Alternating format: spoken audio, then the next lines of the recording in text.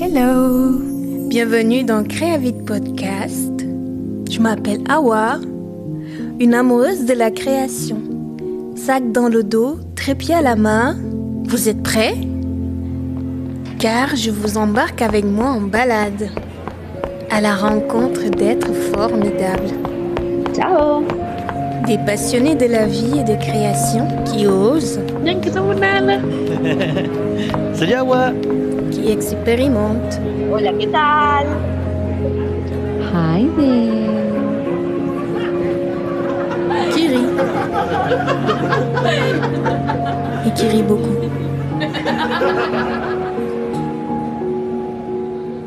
Et parfois qui se trompe également.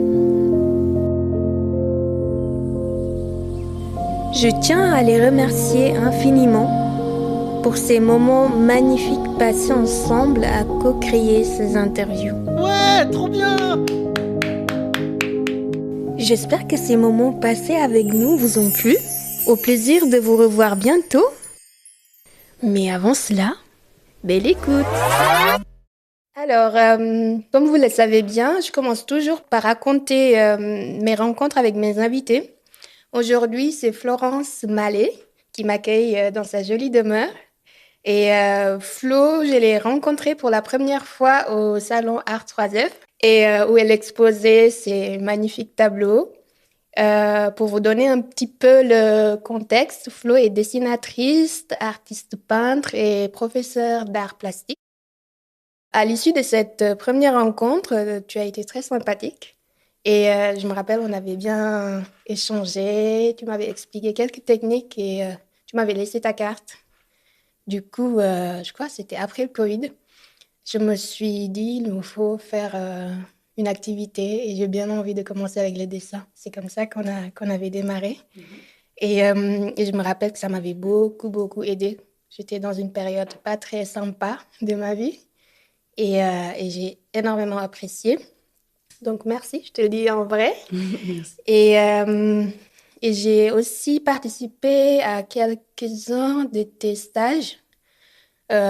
C'était très sympa, de modèles vivants, des stages de fusain, de plein de techniques dont tu nous parleras. Je te remercie déjà de m'accueillir chez toi et de prendre du temps pour cette interview. Et je te laisse te présenter si tu veux bien. Eh ben, merci d'avoir pris le temps de venir me voir aussi. Moi, je m'appelle Florence. Je suis actuellement professeure de dessin et artiste. Je partage mon temps avec ces deux secteurs. J'ai 61 ans. J'ai fait des études d'art qui m'ont amenée naturellement vers un métier d'art appliqué. On en parlera peut-être plus tard. Et en fait, il y a quelques années, j'ai décidé de changer mon activité pour me consacrer à la peinture et au dessin. Et très vite, je me suis orientée vers l'enseignement parce qu'il y avait des demandes et puis parce que je me suis dit que ça pouvait être une façon adaptée de proposer mes compétences aux autres. Et voilà. Et puis, je dessine depuis 45 ans. Donc je sais dessiner, certainement c'est ce que je sais le mieux faire d'ailleurs. et voilà, ça m'a amené sur ce métier-là. Voilà. À part ça, je suis mariée, j'ai 3 enfants et voilà, et j'habite en Haute-Savoie. Super. Alors, vous pourriez nous parler de ton activité principale? Mon activité principale aujourd'hui, c'est malgré tout l'enseignement. Tu disais en préambule que j'étais prof d'art plastique, c'est pas tout à fait juste. Je suis vraiment prof de dessin. Et c'est important, la nuance est importante parce que les profs d'art plastique, il y en a beaucoup. Pour moi, l'art plastique, ça couvre toute une palette de possibilités. Moi, mon expertise et là où j'ai envie d'apporter aux autres, c'est vraiment dans le dessin pur. Toutes les techniques de dessin, c'est-à-dire toutes les techniques sèches, sont développées au cours de mes ateliers. Je fais des cours collectifs où les gens peuvent exprimer leur plaisir à dessiner. Il n'y a aucun objectif défini, chacun travaille à son rythme et comme il en a envie sur les sujets qui lui font plaisir. Et moi, je guide les participants. Et puis, je fais des stages. Donc, tu en as suivi quelques-uns. Donc, ce sont là des stages à thème, soit des thèmes, des sujets. Ça va être le portrait ou les animaux ou des sujets comme ça, ou alors des stages plus techniques qui vont être des stages sur les thématiques de l'ombre et de la lumière, des généralités ou de la perspective, ou également sur des thématiques comme des thématiques médium, le fusain par exemple, qui est un de mes médiums préférés. En dessin, je dessine essentiellement au fusain quand je dessine, parce que c'est une technique que j'adore, qui est vraiment extrêmement riche, avec beaucoup de profondeur. Donc ça, c'est pour mon activité principale, on va dire. Et je suis également artiste. Je fais de la peinture, mais c'est une peinture, on en parlera là aussi peut-être plus tard, mais je ne l'enseigne pas parce qu'en fait, c'est trop exploratoire pour que je puisse la transmettre telle que je la pratique, puisque moi-même, je ne sais pas, même pas ce que je vais faire. Donc, c'est plus difficile de transmettre dans ce cas-là. Et je suis quelqu'un qui aime bien savoir bien précisément ce que je vais faire et surtout être sûr de pouvoir apporter à 100% aux autres quand je leur transmets quelque chose. Qui est Flo Mallet? Et peux-tu nous raconter un peu ton parcours? Alors mon parcours, alors qui je suis, c'est un peu compliqué à résumer comme ça, surtout que tout n'intéresse pas tout le monde. Mais je suis originaire de, enfin, j'ai fait toutes mes études à Lyon et j'ai fait des études dès le départ qui étaient des études orientées à dessin, art plastique en tout cas, puisque j'ai fait un bac à l'époque qui était A7, donc option dessin déjà. Et ensuite, je suis rentrée en école préparatoire pour préparer le concours d'entrée à l'ENSET, qui est l'École nationale supérieure d'enseignement technique, Ok. dans la section évidemment dessin. Et là, j'ai fait 2 années de prépa qui ont été certainement les plus riches de toutes les années que j'ai faites en école, avec des enseignements extrêmement variés, mais extrêmement aboutis et puissants. On était 12 élèves. C'était à la Martinière-Montplaisir. Et il y avait une seule classe qui faisait ça, avec 2 années consécutives, une douzaine d'élèves dans chaque classe.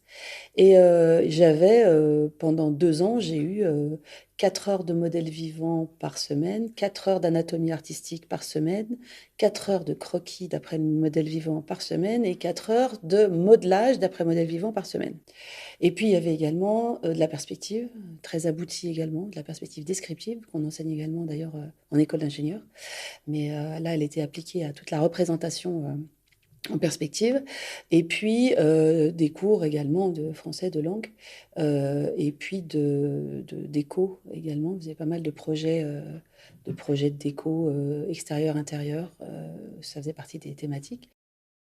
Donc en fait, j'ai fait pendant ces 2 ans une prépa qui était extrêmement intéressante et riche, et qui était gratuite en plus. Ah ouais. Parce que ça dépendait de l'éducation nationale, ce qui est quand même assez exceptionnel. Et puis ensuite, j'ai préparé le concours de l'ENSET que j'ai présenté, j'ai été admissible. C'est un concours qui est très très difficile pour intégrer. J'ai échoué à l'oral, mais en même temps, je préparais les Arts Déco Paris, Ok. l'École nationale supérieure des arts décoratifs de Paris. Et j'ai passé le concours de l'ENSAD, ça s'appelle, hein, l'ENSAD Paris. Et là, j'ai été reçue 7e sur 4000. On était 4000 candidats à présenter le concours. Donc j'étais Wow. over-préparée et ça s'est très bien passé. J'ai intégré les arts déco, ce qui me correspondait le mieux d'ailleurs à ce moment-là, parce que l'ENSET m'aurait amené vers un enseignement technique, donc dans des écoles de dessin qui étaient peut-être trop techniques justement. Et du coup, j'ai intégré les arts déco et là, il y avait 4 ans d'arts déco Paris, 2 années de tronc commun, et ensuite 2 années de spécialisation.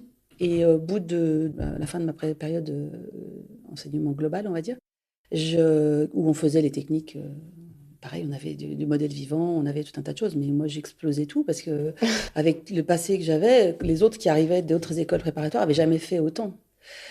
Au-delà du fait qu'en plus, je pense que j'ai un peu une prédisposition pour ça, parce que j'adore ça et je l'ai fait assez vite bien, donc c'était vraiment naturel.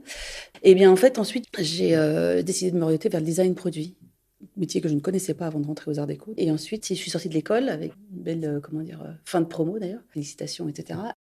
Et je suis rentrée dans la vie active en agence. J'ai travaillé à Paris, dans une agence de design produit, pendant quelques années. Puis ensuite, je suis allée sur Lyon. J'ai été chassée par une agence lyonnaise pour rapatrier sur Lyon et j'avais envie de quitter Paris. Donc, je suis allée habiter et travailler à Lyon et j'y ai travaillé pendant plusieurs années en agence. Et puis ensuite, j'ai mon mari qui a eu des projets professionnels qui nous ont amenés à quitter la région lyonnaise. Et là, je me suis mise à mon compte.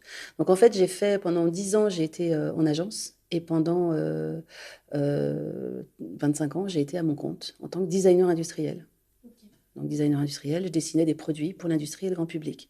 Designer, on confond souvent avec dessinateur, mais c'est designer, c'est-à-dire qu'en fait je dessine la forme du produit et non pas ce qu'il a à l'intérieur. C'est pas de la conception mécanique, c'est de la conception esthétique, tout en intégrant des paramètres de notions évidemment de fabrication, de technique, de matériaux, etc. Ce qui m'a donné une approche assez importante et globale. Et c'est pourquoi je sais faire beaucoup de choses. Je suis d'une génération où on dessinait à la main. J'ai dessiné à la main les produits qui ensuite on retrouve dans les supermarchés ou en B2B sur des machines.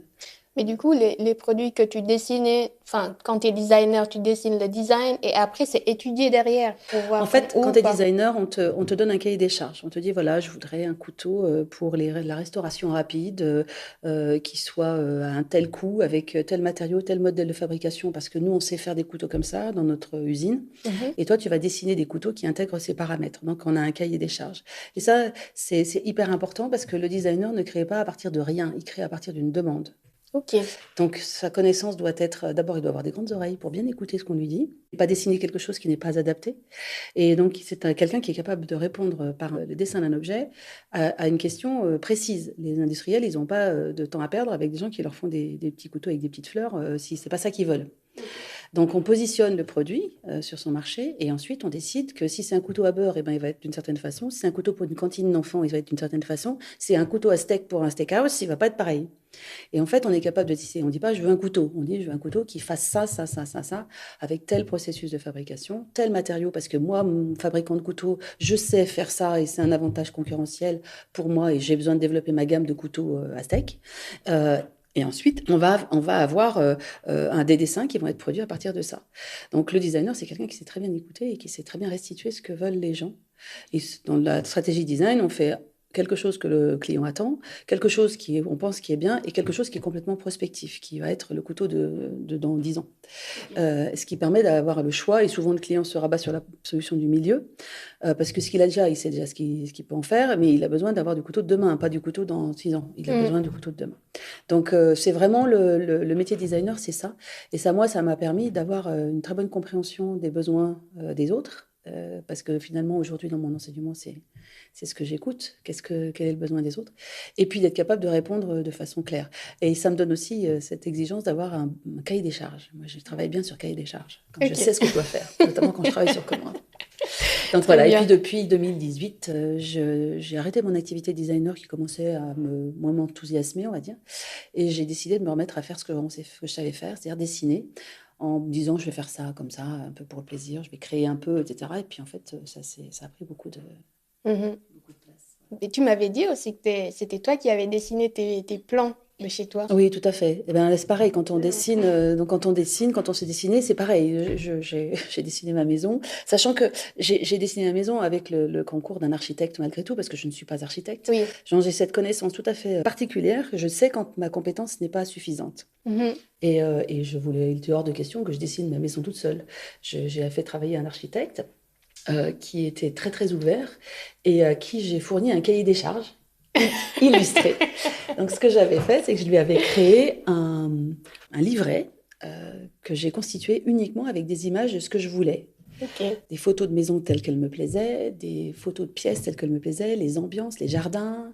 Et j'ai créé ce cahier des charges illustré que j'ai donné au constructeur. Oui, mais tu lui as fait 50% de son travail. Je lui ai fait plus que 50% parce que la maison qu'il a faite correspondait exactement à ce que je voulais, puisqu'il l'a très peu retouché. Et d'ailleurs, le constructeur m'a dit, on n'avait jamais vu ça. C'est excellent. Donc, et c'est hyper précis, parce que l'avantage, c'est qu'on communiquer en images est beaucoup plus pertinent que de dire des mots. Je voudrais une maison comme ci, comme ça. Mais en fait, la personne voit ce que l'on veut et elle est capable, elle, en tant que professionnelle, de synthétiser le projet et d'en faire quelque chose de concret. Et après, on a retravaillé juste pour la réorienter parce que lui, il n'était jamais venu sur le terrain et le terrain étant avec une certaine exposition. Et en fait, il m'avait orienté toute la maison avec une vue qui n'était pas dans le bon sens. Donc, il a tout reconstruit son projet dans le même style. Donc, l'esthétique globale, elle était là, mais il a reconstruit en fonction de la disposition des lieux. Ouais. Donc, je sais bien faire ça aussi. Quand il faut, je sais bien faire. Tout ce qui touche au crayon, c'est ton domaine. Ouais. Et tu dessines depuis toute petite ? Je dessine depuis toute petite, ouais. Ah oui, beaucoup, beaucoup depuis toute petite. Quand j'étais petite, je dessinais les danseuses. Waouh. Ça s'invente pas. Les danseuses et les princesses, Et évidemment. les princesses. Évidemment, les princesses, la base des petites filles. Et je voulais être danseuse quand j'étais petite. Ah. Mais finalement, non, je suis pas devenue danseuse, mais je suis toujours dans le domaine. J'aime bien ce domaine-là, ouais. Ok. Top. Que signifie pour toi l'art, si tu devais le définir avec tes propres mots? Alors, je trouve que c'est vraiment une question, enfin, c'est une question de bac de français, ça, hein, de philo, De plus philo. exactement, de bac de philo. Je trouve que c'est difficile de le définir, en fait. C'est difficile de le définir. Je dirais que moi, par rapport à ce que j'en fais, euh, paradoxalement, je dis que je suis artiste parce que c'est comme ça que ça s'appelle, mais en fait, je me considère pas vraiment comme une artiste. Pour moi, quelqu'un qui est artiste, il a une signature. Il a une vraie signature et une vraie passion. Il ne fait que ça, il n'aime que ça, et il est complètement imprégné de ça. Ce qui n'est pas mon cas. Moi, je fais des choses que je trouve bien. J'expose mon travail parce que je juge qu'il est qualitatif. Mais pour moi, un artiste, il a une espèce de vocation inscrite en lui. Et ça vient de ses tripes. Et il ne peut pas faire autrement. Ok, je vois. Euh, c'est un peu mon côté, je veux que ce soit parfait, quoi. C'est un petit côté. Et moi, je me dis, non, moi, je suis versatile dans mes styles, je suis versatile dans mon rythme de création, et ça me rend pas malade. Même si j'aimerais le faire, bon, en fait, bon, voilà, ça marche pas, c'est pas très grave. Alors que pour moi, un artiste, il a le mort aux dents et il ne s'arrête jamais, en fait. C'est pas qu'il s'arrête jamais en tant que. Bien sûr, il fait pas que ça. Mais par contre, c'est son but, c'est sa vocation. Et l'art, pour moi, c'est tellement dévoyé dans ce qu'on voit dans certaines expos, dans certains musées, dans certains machins, où on voit des trucs. C'est un peu, on met de l'art un peu sur tout et sur n'importe quoi. Il y a beaucoup d'art qui est facile pour moi. Mais pour moi, les artistes, un vrai artiste, il a une. Même s'il n'a pas toujours le même style dans sa carrière, parce qu'évidemment, il évolue comme tout le monde, il a une espèce de feu sacré et en fait, ça vient tout le temps, quoi. C'est un flux. Y compris d'ailleurs, quand ça vient pas, ça lui pose un problème, quoi. Ok, Ouais. intéressant. Je l'avais pas vu comme ça. Mais ouais. Alors, comment tu pourrais définir ton style? Alors moi, mon style, le mot est pas très joli, peut-être, hétéroclite. Il est éclectique. D'ailleurs, comme mes goûts sont éclectiques. Alors une chose qui est vraie, c'est que dans tout artiste, on retrouve la personne. Enfin, toute production artistique, on retrouve la personne. Et alors chez moi, c'est tout à fait vrai. C'est-à-dire que mon art exprime ce que je suis, comment je suis, y compris dans son côté versatile. Je vais faire ça, puis ça, puis ça, puis ça, qui n'ont absolument rien à voir avec les uns avec les autres. En tout cas, mon art, moi, il est figuratif. Ça, c'est une constante. Systématiquement, il est figuratif. Non pas parce que j'aime pas l'abstrait, mais c'est parce qu'en fait, je ne le maîtrise pas. Ça m'échappe. J'aime beaucoup le travail artistique abstrait de certaines personnes, mais je ne sais pas faire. J'ai toujours l'impression que quand moi je le fais, c'est du vol. C'est-à-dire que j'ai pas fait assez. Mais t'as des tableaux déjà, non?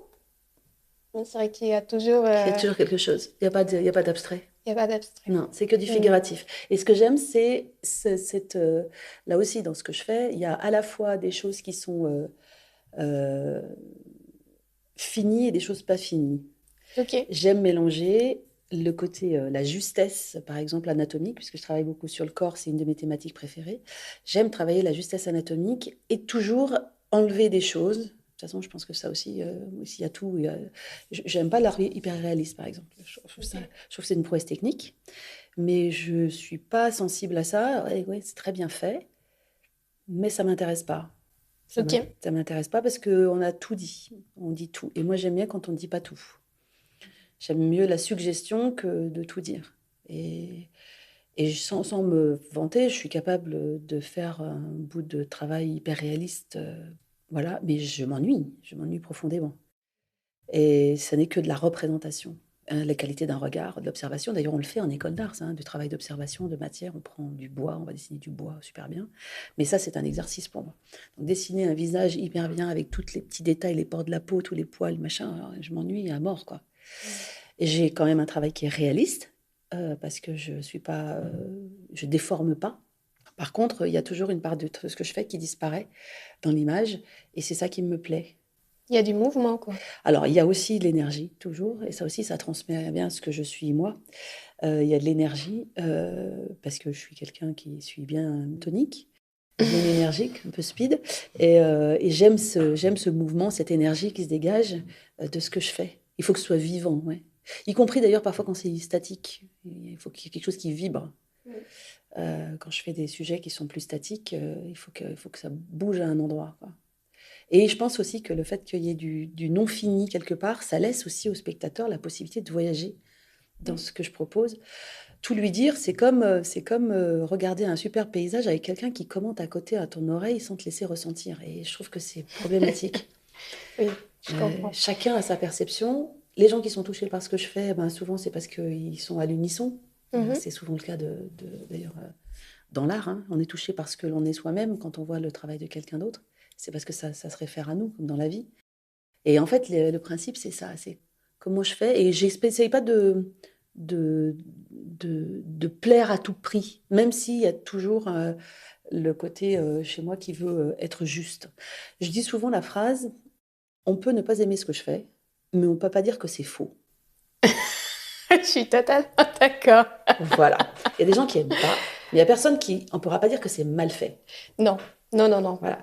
Et ça, pour moi, c'est quelque chose, je sens que c'est ma barrière intérieure. Et peut-être qu'il y a quelque chose qu'il faudrait que je dépasse avec ça en disant, accepte que les gens disent que c'est mal fait. Oui, mais je pense pas que tu puisses faire ça parce que tu as la structure. C'est la base, en Oui, fait. mais je pense qu'il y a possibilité de casser ce que je fais. C'est-à-dire de décider que je ne vais pas le faire aussi bien. Parce que bien sûr, tu sais, ça me fait penser, alors je vais me comparer pas, c'est pas une comparaison, genre je suis pareil, hein, c'est une comparaison parce que moi je l'ai constaté chez lui. Quelqu'un comme Picasso. Tout le monde connaît le Picasso avec ses formes complètement déstructurées, le cubisme, des trucs qui n'ont ni queue ni tête. Quand on est profane, on se dit, mais c'est n'importe quoi, il a mis des trucs n'importe où, il ne savait pas dessiner. Sauf que quand on regarde ce que faisait Picasso quand il avait 14 ans, quand on va au musée Barcelone, on voit le travail de Picasso en dessin. Mais ce gamin dessinait comme un dieu, comme un dieu. Et il faisait de l'art académique, il faisait de la statuaire, il faisait du truc qu'on fait en école. Mais il dessinait divinement bien, Picasso, divinement bien.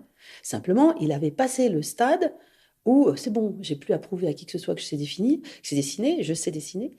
Et en fait, il a exprimé son art à travers différents mouvements qui ont quand même marqué l'histoire de l'art. Qu'on aime ou qu'on n'aime pas le bonhomme, on ne peut pas dire que Picasso ne sert à rien dans l'histoire de l'art. Il a fait des trucs complètement incroyables, même si on n'aime pas d'ailleurs, c'est pas la question. Aimer ou pas aimer, ça on s'en fout. C'est finalement ce qui va apporter quelqu'un. Tu me demandais un peu ce que c'est l'art. Pour moi, un vrai artiste, c'est Picasso, par exemple. Parce qu'en fait, il a réussi à transcender ce qu'il savait faire et à créer des mouvements artistiques. Enfin, qui fait ça On n'en connaît pas beaucoup. C'est un Mozart, ce gars-là. Ouais. Et en plus, il a eu la chance de vivre longtemps et de produire énormément. Ouais. Alors ça, c'est un artiste et c'est ça pour moi, c'est ça l'art. C'est quelqu'un qui dépasse la volonté juste de bien faire. Et c'est en ça aussi que moi, je ne suis pas 100% comme ça. Alors peut-être que c'est un peu prétentieux de vouloir faire comme Picasso. Je ne vais pas créer un mouvement artistique à moi toute seule. Mais déjà... d'être capable d'outrepasser ces limites-là, c'est important pour moi. Et parfois, j'essaye, et parfois, je ne montre pas ce que je fais, parce que je ne veux pas montrer ça, parce que j'ai l'impression que ça manque de maturité ou que ce n'est pas assez. Là aussi, on parle de soi quand on dit ça, hein, c'est clair. Moi, je ne suis jamais assez. Oui, je comprends. Il faut que ce soit parfait. Parfait au sens de ce que je mets dedans, oui. Y compris dans l'imperfection. Mais toujours ce côté je contrôle pas. Et j'accepte de ne pas contrôler. Parce que ça m'échappe. Mais c'est là où je veux que ça m'échappe. C'est pas évident. Non, c'est pas évident. Là, on rentre un peu dans ma démarche artistique, là. Mais, oui. Et c'est assez fatigant. C'est pas très confortable.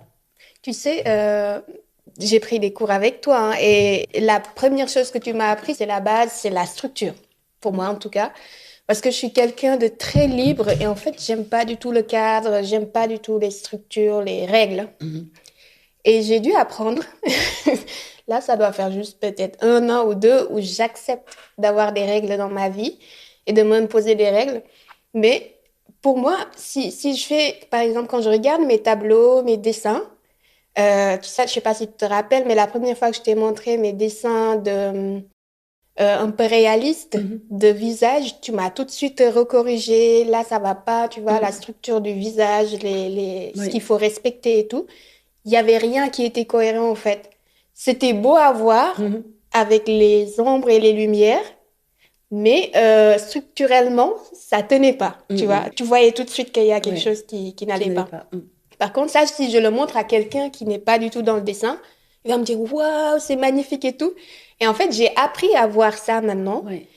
Et à un moment donné, je me suis dit « Mais en fait, j'ai pas envie. Je sais qu'une partie de moi veut cette structure, veut que ça soit, comme tu disais, que ça soit juste. » Sauf que une autre partie de moi, en fait, a tellement envie d'exprimer cette liberté que même si ça colle pas, en fait, visuellement, je m'autorise à montrer ce que je veux montrer. Ça me va, quoi, en fait. Ça me va et il n'y a pas de juste ou d'injuste. Sauf que pour moi, c'est le contraire, tu vois. Et ce qui est très intéressant, d'abord, c'est parce que là aussi, on parle d'art tout à l'heure. En fait, tout est possible. Tu fais ce que tu veux. Tu fais ce que tu veux. Moi, la seule chose, c'est que si on revient dans le contexte, tu viens prendre un cours. Pour moi, c'est pas pour que je te dise c'est bien et hop, tu repars avec ce que tu as fait. Et c'est vraiment d'apporter des choses qui vont t'aider ensuite à déstructurer. Moi, mon idée, c'est que c'est comme les gens qui font de la danse contemporaine ou qui font de la musique instinctive. En fait, il y a une base classique qui est hyper solide. Les danseurs contemporains, ils ont fait du classique. Ils n'ont pas fait que du contemporain. Et cette base classique, pour moi, c'est ça. C'est la base dite académique en dessin. Et c'est là que moi, je peux apporter quelque chose à quelqu'un. Tu as le droit de défoncer le visage que tu dessines et d'en faire quelque chose avec les yeux au-dessus au sommet du crâne si ça te fait plaisir. Il n'y a aucun problème. Tout le monde a le droit de faire ça. Tu as même le droit de faire dès le départ, il n'y a pas de souci. Mais je trouve qu'il y a une autre puissance à faire les choses en disant « je sais les faire bien, mais j'ai pas envie de les faire bien. J'ai envie de les faire autrement. » Je le dis souvent à mes élèves, les élèves, quand j'arrive, dessiner les mains. Tu sais que c'est difficile de dessiner les mains. Et les gens, ils dessinent des gens avec les mains dans le dos. Ils dessinent des personnages avec les mains dans le dos parce qu'ils savent pas les dessiner. Caché, Oui, ils les cachent. Je trouve que c'est limitant. Moi, je veux que les gens, quand j'enseigne, je veux que les gens puissent dessiner ce qu'ils veulent et décider qu'ils ne les dessinent pas. Donc, si j'ai envie de pas le faire, je le fais pas. Si j'ai envie de faire qu'un seul œil, je n'en fais qu'un. Si j'ai envie de le mettre au milieu du front, je le mets au milieu du front. Mais je sais où il est dans la réalité. Et je m'appuie sur cette connaissance pour que le résultat final, pour moi, je trouve que ça se voit à la fin. Quelqu'un qui casse la structure de quelque chose en sachant la faire originellement, et je reviens à Picasso, et ben en fait, tu comprends quand même. Tu comprends quand même. Et il y a une solidité qui n'est pas là quand tu es un débutant qui fout les yeux n'importe où parce qu'il ne sait pas où ils sont normalement. Parce qu'en fait, il n'a pas compris le fondamental. Et on le retrouve dans la peinture, on le retrouve dans les valeurs, foncé, clair, les ombres et les lumières. On le retrouve dans la couleur. Les gens qui font de l'art abstrait en mélangeant des couleurs n'importe comment, c'est criard. Mais en fait, un vrai peintre abstrait, il va être capable de créer une composition ultra solide, y compris en tenant compte des couleurs qu'il va mettre et de leurs intensités tonales, de la valeur dans la couleur. Et c'est ça qui va créer l'émotion dans l'œuvre abstraite. Et vraiment, là, je pense qu'à part d'avoir un talent naturel dingue qui fait qu'on sait faire sans avoir appris et sans avoir cette base solide, eh ben, en fait, on a besoin, 90%, 99% des gens ont besoin de cette base et que ça les solidifie dans leur expression, y compris quand ils décident de laisser leur créativité partir à partir de ça. Ça m'arrive de faire des trucs qui tiennent pas aussi. Mais je sais que ça tient pas et surtout, je sais pourquoi ça tient pas et donc je suis capable de faire en sorte de rééquilibrer pour que ça tienne quand même. Oui, je vois très bien. C'est hyper important. D'avoir cette base. Je me rends compte, même dans mon travail, que la base, c'est... Tu sais où tu vas, en fait. Et après, tu peux t'autoriser à... Tu fais ce que tu veux. Tu joues avec ces notes que sont les accessoires du dessin, comme un musicien jouerait avec les notes, en créant des trucs qui sont improbables, mais qui marchent quand même. On ne sait pas pourquoi, ça marche quand même. Je vois des gens sur les réseaux de temps en temps qui font des trucs qui sont complètement défoncés et ça fonctionne. Pourtant, tu dis, mais c'est tout tordu ce truc-là. Y compris des gens qui font des espèces de croquis caricaturaux, on dirait des dessins de gosses, et en fait, ça marche. On reconnaît, ils font des portraits comme ça, défoncés des acteurs, des gens qu'on connaît tous, et on les reconnaît. Et c'est vraiment... ça, moi, je trouve que c'est une force énorme, énorme. Parce qu'en fait, on a dépassé la simple représentation. Voilà, c'est ça, c'est là, parce que c'est là, si jamais je le bouge, tout le monde est mort. Et en fait, je trouve que ça, c'est fort, c'est hyper fort. C'est une capacité à transcender finalement la réalité. Et c'est ça le travail de l'artiste, c'est pas leur présenter telle qu'elle est. Et c'est en ça que l'hyperréalisme m'ennuie. Elle représente la réalité exactement comme elle est. Oui, bah, je fais une photo et ça va bien aussi, quoi. Parce que techniquement, ça va me prendre des heures en plus, c'est long. Moi, le temps est un paramètre important. J'aime quand ça va vite. J'aime les médiums rapides, ça se trouve aussi dans ma technique de peinture. Sinon, je m'ennuie, et puis ça va pas, quoi. Ouais. Ça casse le fil. C'est super intéressant. Et où trouves-tu tes inspirations quand tu crées tes tableaux? Alors, je trouve mes inspirations dans l'œuvre d'autres personnes, hein, parce que celui qui dit qu'il crée à partir de rien, c'est un menteur. On crée obligatoirement à partir de quelque chose. On a tous des influences. Les hommes préhistoriques créaient à partir des bisons qu'ils voyaient passer dans la forêt, ou des taureaux, ou des loups, ou je ne sais quoi. En tout cas, ils s'inspiraient de leur environnement, donc on s'inspire de son environnement. Moi, je m'inspire, alors on a la chance d'avoir à mon époque, là maintenant, des réseaux qui sont extraordinaires, avec des peintres et des artistes qui sont au top et qu'on peut voir comme ça, là, en scrollant sur Instagram. Donc moi, je m'inspire de choses que je vois. Et puis ça rejoint les thématiques qui sont mes thématiques fétiches, dessiner le corps, dessiner le visage, certains animaux, avec toujours cette espèce de frein. Je déteste l'anecdotique, on appelle ça une représentation anecdotique. C'est ouais, très bien, mais on l'a déjà vu 1000 fois, c'est rebattu ou c'est pas intéressant, quoi. J'aime bien quand il y a une espèce d'histoire qui se construit autour de. D'ailleurs, ça fait partie pour moi de l'importance d'une œuvre. Une œuvre qui touche souvent, c'est une œuvre qui raconte une histoire. Et puis aujourd'hui, on trouve tellement de gens qui sont hyper talentueux, auxquels on a accès en 3 secondes, que en fait, ça calme assez vite aussi. Et c'est parfois un peu castrateur. Dans quel sens? Ben, en fait, ça freine. On dit, oh là là, mais attends, c'est trop beau ce qu'il fait, lui. Je pourrais jamais faire aussi bien, donc c'est pas la peine que je le fasse. Ça, c'est le côté frustrant de se dire, ah, j'ai fait un truc, j'ai fait une tête de je sais pas trop quoi, de loup, de lion, de poisson rouge. Et en fait, il y a des gens qui font ça divinement bien, quoi, 10 fois mieux que toi. Et je le dis avec beaucoup d'humilité, parce qu'en fait, tous les jours, je vois des gens qui travaillent mieux que moi. Et quand les gens me disent, voilà, tu dessines super bien, ben, moi, je répète, ouais, mais il y a des gens qui dessinent beaucoup mieux que moi. Et en fait, c'est pas grave, parce qu'autrement, on a toujours quelqu'un qui fait mieux que nous. Oui. Hein. Sauf que là, c'est à portée de main. C'est un peu, si on pouvait le comparer, c'est un peu comme ces corps parfaits qu'on voit sur les réseaux. Oui. Et on se compare à ça, on dit, oh là là, t'as vu comment il est bien fait, t'as vu comment il est beau, t'as vu comment elle est belle, t'as vu comment... En fait, alors en plus, c'est parfois un peu pipé, mais voilà, ça fait, oh là là, mais moi, je peux pas être comme ça. Et donc, ça crée c'est parfois un peu déprimant. Donc oui, je m'influence, je me sers des réseaux pour voir ce que font les autres. Il y a des choses qui me plaisent. Et là, comme je suis très éclectique, hein, c'est ce que je disais au début, en fait, j'ai envie de faire plein de trucs. Je me retrouve à faire de la peinture, du dessin, du fusain, de l'aquarelle, du croquis, des animaux, des plantes, des paysages. Et je me dis, oh là là, oh là là, ça part dans tous les sens. et c'est pour ça que c'est difficile de le canaliser pour moi, ça. Ouais. Bon, moi, je trouve que c'est bien, t'es inspirée, quoi. Ça vient. Oui, mais justement, c'est trop d'infos tue l'info. C'est trop d'infos et ça fait partie des difficultés d'être l'inspiration pour moi. Vraiment. Parce que c'est pas le tout d'être inspiré. Mais après, il faut produire. Oui. Et quand tu te trouves devant ton truc, tu dis, mais maintenant, je fais quoi avec tout ça? C'est tellement éclectique, je ne sais plus quoi faire. Et ça fait partie de mes grandes difficultés. Je produis très peu. En art, très, très peu. Ouais. J'ai une très, très faible production. Donc, c'est un vrai frein pour moi. C'est pas facile. Envie de tout faire, c'est envie de rien faire, finalement. Oui, oui, oui. Il faut se canaliser, quoi. Il faut se canaliser. Tu ne peux pas aller en même temps en Belgique, en Israël et au Guatemala. Ça marche pas. Ouais. Il faut que tu choisisses un des trois. Et moi, choisir, c'est difficile. Ok. Ouais. Ouais, je ne me voyais pas du tout comme ça. Mais c'est marrant, intéressant. Je suis sincère. Hein. De toute façon, je sais. Alors aussi, ça fait partie des choses. Je ne sais pas dire n'importe quoi pour faire plaisir. Ça, c'est un caractère que j'apprécie chez toi. Y compris à mes élèves, quand ils font un truc qui est pas bien, je leur dis. Non, là, ça va pas. Je fais pas, oui, c'est bien, alors que c'est pas bien. Ça, c'est pas possible. C'est comme si je sais pas, je lui mentais, c'est pas possible. Je peux pas. Alors, je lui dis avec les formes, parce que je suis pas brutale, mais il est là pour ça, donc je vais lui dire. Oui, ouais. Oui. Quelles sont les différentes techniques et matériaux que tu utilises? Alors, dans ma peinture, je disais tout à l'heure que je suis quelqu'un de pressé, et ça se traduit dans ma façon de faire de créer. Je déteste tous les médiums qui sont lents en séchage, par exemple. Je n'arrive pas à peindre à l'huile, autrement qu'avec des techniques un peu particulières qui demandent peu de médium ou pas de médium à peindre, parce qu'en fait, je trouve que c'est trop long à sécher. Je vais mélanger toutes mes couleurs, ça va finir en bouillasse immonde, donc je n'utilise pas ça. Donc mes techniques en peinture, c'est mix média.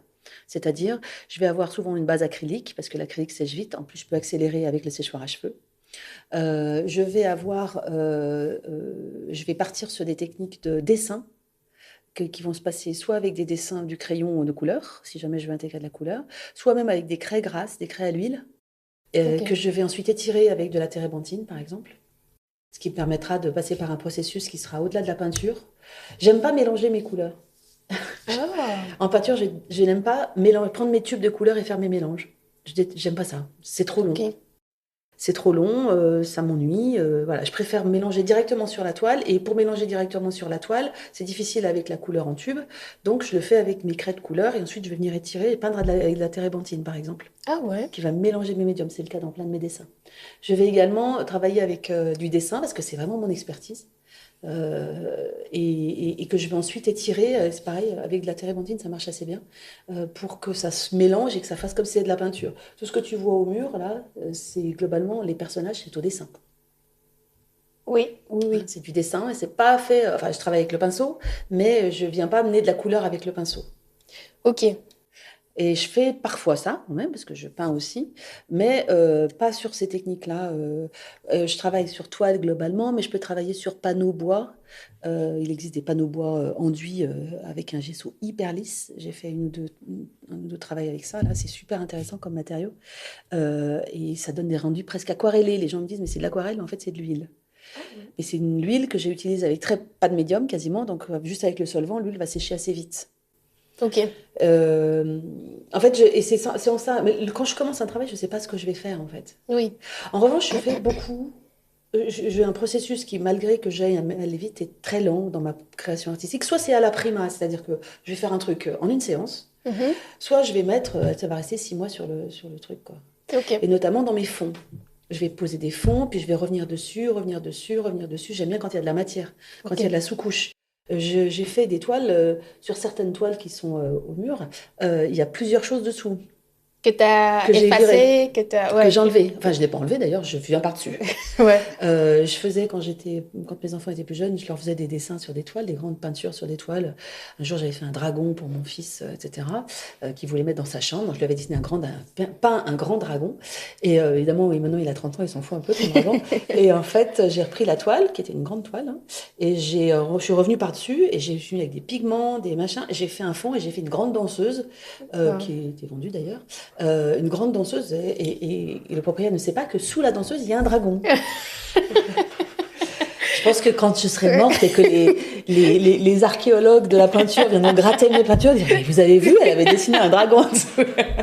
Si ça se trouve, ça va valoir. Voilà, c'est ça. J'ai fait les danseuses sur des toiles. J'ai eu une période où je faisais plein de fleurs, des grandes fleurs. Okay. Je m'étais beaucoup inspirée de Frida Kahlo, que j'adore. J'adorais sa peinture. Ça a été une de mes initiatrices à la peinture. J'ai commencé en faisant des grands pavots rouges, qui étaient clairement une inspiration directe de Frida Kahlo. C'était il y a 30 ans. Et je n'osais pas peindre. Et j'avais vraiment besoin d'un support.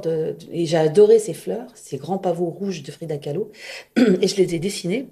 Et je les ai refaits. J'avais une copine qui peignait à l'époque qui m'a dit, mais copie, cocotte, fais ce que tu as à faire. De toute façon, tu vas pas dire que c'est du Frida Kahlo. Fais ce que tu as à faire. Ouais. Et peins, t'occupe pas de savoir s'il y a quelqu'un qui l'a déjà fait. À l'époque, il n'y avait pas les réseaux. Hein. Wow. Donc, j'avais pris ça et j'avais fait ces grands pavots rouges que j'ai évidemment fait à ma façon, différente de Frida Kahlo. Et j'en ai encore d'ailleurs. Et j'avais fait des pavots bleus, jaunes, j'avais fait plein de choses comme ça. Et je les ai... alors, il y en a que j'ai vendus, il y en a que j'ai encore. Et il y en a que je trouvais pas réussi. Et du coup, je suis repartie dessus et j'ai fait des danseuses, j'ai fait d'autres choses dessus. Mais dessous, il y a déjà une matière, il y a déjà une base. Parce que partir de la toile blanche, c'est compliqué. Ouais. Et à partir de cette toile qui a de la matière, souvent je projette au départ quelque chose maintenant. Je me dis tiens, je vais faire ça. Mais au début, souvent, je ne savais pas bien ce que j'allais faire dessus. Donc ça restait pendant des mois avec une toile. D'ailleurs, dans mon atelier, j'ai plusieurs toiles qui sont avec une base. Et puis voilà, ça attend qu'un truc me vienne, dire tiens, je vais faire ça dessus. Okay. Donc il y a toujours des deux étapes. Enfin, en peinture, souvent, il y a 2 étapes. Ah, c'est marrant. Ouais. Et puis il y a un différent processus quand je travaille sur commande. Quand je travaille sur commande, j'ai ce cahier des charges. je sais ce que je dois faire. Oui. Et là, d'un seul coup, tout va bien. Je sais exactement ce que je dois faire. Mon client, le dernier que j'ai fait, là, c'est un apnéiste. Et il voulait une grande toile pour mettre dans une maison. Donc c'est pareil, je demande le contexte, où va être placée la toile, pour savoir le format adapté, parce que selon que la pièce est grande, petite, plutôt à dominante horizontale, où sont les lumières, où sont les entrées, comment on aborde le travail. Si elle est placée avec des vues à côté d'une fenêtre où il y a une vue derrière, comment ça va se marier? Je pose ces questions-là quand je crée sur commande en peinture. Ensuite, je prends ces informations. Donc lui, il ne savait pas ce qu'il voulait, il savait juste m'exprimer sa passion. Et du coup, il m'a parlé de sa passion d'apnéiste, ce qui le troublait, ce qu'il aimait dans ça. Et donc, à partir de là, j'ai créé quelque chose qui était l'image que je m'en représentais. Il y a toujours, évidemment, du figuratif. Donc, il y avait un apnéiste, toujours une partie abstraite, avec le fond qui est cette espèce de chose qui vient souvent avec des coulures, des raclures, des frottements, des bulles. J'essaye de faire des trucs qui évoquent, évidemment, dans des tonalités de bleu, dans ce cas-là, puisqu'on était sur la mer. Et puis, j'aime bien y rajouter une touche... un peu, on se demande pourquoi c'est là, quoi.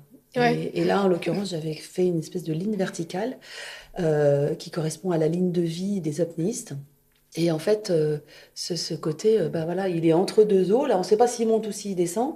Et elle était virtuelle, puisque c'était pas la ligne telle qu'elle est vraiment, mais c'était presque graphique. Et ça vient casser le côté trop figuratif, trop narratif. Et en même temps, ça raconte encore un complément de l'histoire.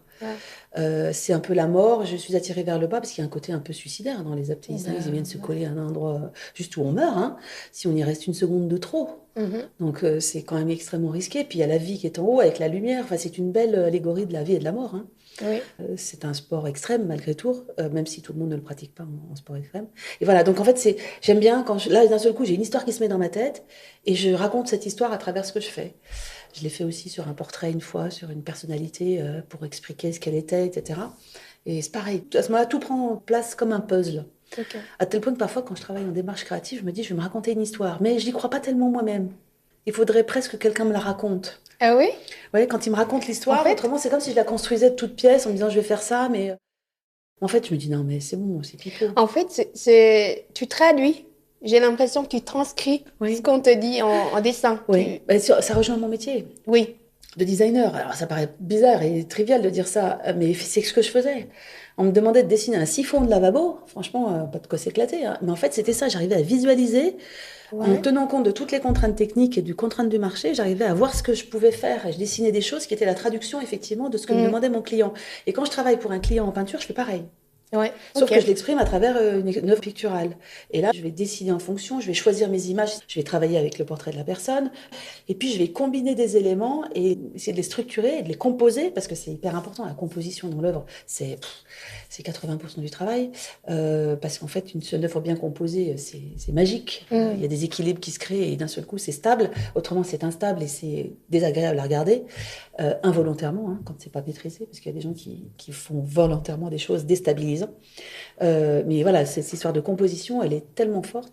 Et tout ce mélange de choses, c'est extrêmement complexe à manier, en fait. Les gens pensent que c'est pouf comme ça, là. Mais en fait, non, c'est super compliqué. Et moi, je ne m'estime pas du tout experte dans ça. Il y a plein de choses que je ne sais pas, que je ne maîtrise pas bien. Paradoxalement, dans toutes mes études d'art, je n'ai jamais fait un cours de peinture. Ah non? Non. On ne peignait pas. On dessinait énormément, d'où mon expertise, mais on ne peignait pas. Ah ouais. C'est curieux, hein? J'ai pas fait les beaux-arts, j'ai fait les arts déco. Hein? Les arts déco, c'est une école d'art appliqué. Hein? Mais en fait, on peignait pas. J'ai jamais suivi de cours de peinture, quoi. Et j'ai tout appris toute seule en peinture. Et c'est pour ça que je suis aussi mal à l'aise avec la peinture.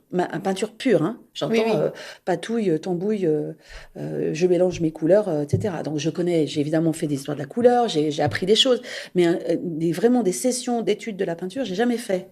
Donc je suis un peu désarmée par rapport à ça et c'est très instinctif. Mais ça marche pour toi parce Alors, que ça marche. Tu as trouvé ta technique qui te convient. Oui, c'est ça. Et puis je combine, et puis j'ai toutes ces autres connaissances que je suis capable d'agglomérer. Et c'est comme si tu disais, j'ai jamais fait un seul cours de je sais pas, de tennis, et je sais faire du badminton, du tennis de table, du squash, il y a un moment, on va te donner une raquette, tu vas savoir faire. C'est clair. Mais c'est ça, hein. Je sais pas, mon fils, il fait du tennis, il a fait du tennis, quand tu lui mets un club de golf, il s'est tapé la balle, hein. Il a le geste, hein, même si c'est pas le même geste, hein. Donc, tous c'est des activités qui sont parallèles. C'est comme pareil pour la danse. Tu fais de la danse contemporaine, de la danse classique, du machin, des trucs. Tu mets des danseuses, de toute façon, elles vont danser. Hein. Bah oui, il y a le rythme. Il y a le rythme, il y a tout un tas, la gestuelle, la proprioception, la capacité à se sentir dans l'espace, la souplesse, la capacité à sauter, à bouger, à bouger ton corps, quoi. Et ça, c'est des facteurs communs. Après, il y en a une qui sera experte en contemporain, une autre en classique. Et c'est d'autres, des gestuels types, mais ça marche. Et moi, c'est ça que je sais faire. Donc, j'arrive à combiner. Et quelle que soit finalement l'expression qui demande une sensibilité artistique, j'y arrive. Même si demain, tu me fais faire un truc que j'ai jamais fait de ma vie, je sais pas ce que j'ai jamais fait, de la céramique, ou pas de la céramique, de la mosaïque, ou de la... évidemment, je vais avoir tout un tas de trucs qui vont venir s'agréger à ça. Et même dans mes cours, je le vois avec mes élèves. Des gens qui sont esthéticiens, des esthéticiennes, par exemple, qui viennent dessiner. Elle a déjà des éléments. Et même quelqu'un qui fait du dessin industriel. Parce qu'en fait, il va avoir une vision dans l'espace, il comprend la forme. Donc, il comprend quand on le fait travailler en perspective, tout de suite, il va comprendre des choses. Il y a des passerelles. Et même un chirurgien-dentiste, il va avoir une dextérité manuelle. Tu lui fais faire de la sculpture, tout de suite, il va faire des choses. Obligatoirement, il va réussir à faire des choses. C'est clair. Donc, il y a des passerelles dans les différents secteurs d'activité, bien sûr. C'est chouette. Est-ce que tu as d'autres activités en parallèle que tu aimes faire? Oui. Quoi? J'en ai une qui n'a rien à voir, qui est le judo. Ouais. Je suis une passionnée de judo. Passionnée de judo, que j'ai appris assez tard d'ailleurs. Et j'ai abandonné d'ailleurs la danse pour aller faire du judo. Ah ouais. Alors que j'avais 37 ans. Je me suis énormément investie dans le judo. J'ai passé mes grades en judo. Alors si tu me lances sur du judo, là je vais partir et ça va plus du tout être le même sujet. Tu peux y aller. Le judo, c'est une école de vie. Le fondateur du judo l'a créé pour ça. Dans cet esprit-là, c'est pas juste un art martial, contrairement à d'autres arts martiaux. Et c'est une école de vie, c'est-à-dire qu'en fait, ça montre bien qu'on apprend petit à petit et qu'on peut commencer très tôt et qu'on a des étapes dans la progression. D'abord, on est fort, ensuite on est technicien et ensuite on est sage. C'est Jinji Tai, c'est les 3 éléments du judo. Et ça mesure la progression, ce qui fait que les plus hauts gradés en judo, ce sont des gens qui sont très vieux. Ils ne peuvent plus faire judo, mais ils ont su faire ça très fort et ils ont été capables d'enseigner, de transmettre. Il y a beaucoup de notions de transmission dans le judo. Donc moi aujourd'hui, je suis plus capable de pratiquer fort, mais je transmets aujourd'hui et puis je partage. Mais ce qui me plaît, c'est le tapis, c'est d'être les 2 pieds sur le tapis et de voir du judo. J'adore ça. Et c'est quoi l'enseignement du judo? Justement, tu me fais penser à Catherine avec qui j'ai fait la première interview où elle a fait de l'aïkido. L'aïkido, oui. Et elle me disait, en fait, tu accompagnes le mouvement. Oui, tout à fait. Donc, sécuriser l'autre. L'aïkido, c'est très, très fortement ça. C'est-à-dire que l'aïkido, on utilise à 100% la force de l'adversaire pour venir accompagner, et c'est tout dans la rondeur. Okay. Le judo, c'est moins dans la rondeur. Mais judo, ça veut dire voie de la souplesse. Do, c'est voie, pardon. Ju, c'est la souplesse. Exprimée dans cette combinaison de kanji en japonais. Et en fait, cette voie de la souplesse, c'est qu'en fait, tu te sers de la force de l'autre pour pouvoir créer ton mouvement. Okay. Tu projettes l'autre. Et en fait, la notion de judo, c'est que tu vas pas résister à la force de l'autre, parce que la force de l'autre est souvent tout à fait comparable à la tienne, et tu risques de casser et de pas arriver à faire quoi que ce soit. Donc, c'est de le surprendre, de l'emmener dans le mouvement et dans la chute, qui est évidemment maîtrisée. Ça fait partie de l'apprentissage, comme au Aïkido d'ailleurs, pour pas se faire mal. L'objectif, c'est surtout pas de faire mal à son partenaire. C'est-à-dire qu'il n'y a ni coup de pied, ni coup de poing. On ne veut pas lui faire mal. Et on doit s'arrêter systématiquement avant la blessure. Ça ne veut pas dire qu'on se fait pas mal parfois, parce que c'est quand même un sport très physique. Mais l'objectif, c'est pas ça. Et donc, le judo va te permettre de développer plein d'aptitudes. Et les bons judokas sont des gens qui sont extraordinaires. Donc, tout ça pour dire que oui, c'est un sport que j'adore. Maman me disait, on va pas faire de sport. On était 3. Et il n'y avait pas les moyens de faire 2 sports par enfant. Donc, j'ai fait de la danse, j'adorais ça. Et judo, je l'ai fait quand j'étais plus âgée. Oh, ben, chouette. Ouais, voilà. Comment ces activités nourrissent-elles ton processus de création, du coup, dans l'art? Alors, c'est rigolo parce que le judo, il nourrit pas tellement mon processus de création. Je ne peins pas des judokas. Parce que ce que je reproche au judo, c'est qu'on voit pas le corps. On voit pas le corps et moi, j'aime dessiner le corps. Donc, c'est pour ça que je dessine pas tellement des judokas. Enfin, j'en dessine de temps en temps, mais je peins pas de judokas et ça m'intéresse pas. Et puis, j'aime bien les sujets uniques, moi. Ok. J'aime pas avoir 2 sujets sur un tableau. Dans ma représentation, il y a qu'un seul sujet. C'est vrai. J'aime pas quand il y a 2 sujets sur un tableau. Et les judokas, c'est par 2. Par contre, le judo me parle beaucoup dans mon enseignement. C'est-à-dire que, en ayant été moi-même adulte apprenant, et en ayant suivi des professeurs que je côtoie beaucoup et que je connais bien, et maintenant en transmettant, même si je ne suis pas professeur, mais je continue à transmettre, et ben, en fait, je m'aperçois qu'il y a plein de parallèles dans l'apprentissage. Ça m'a beaucoup appris, ça m'a donné des informations pour transmettre. Ok. Transmettre, comment accompagner. Bon, à part ça, par rapport à la transmission, je suis issue d'une famille d'enseignants, moi. Il n'y a que des profs autour de moi, à commencer par ma mère. Donc, mes capacités d'enseignement, je suis tombée dans la soupe en étant petite.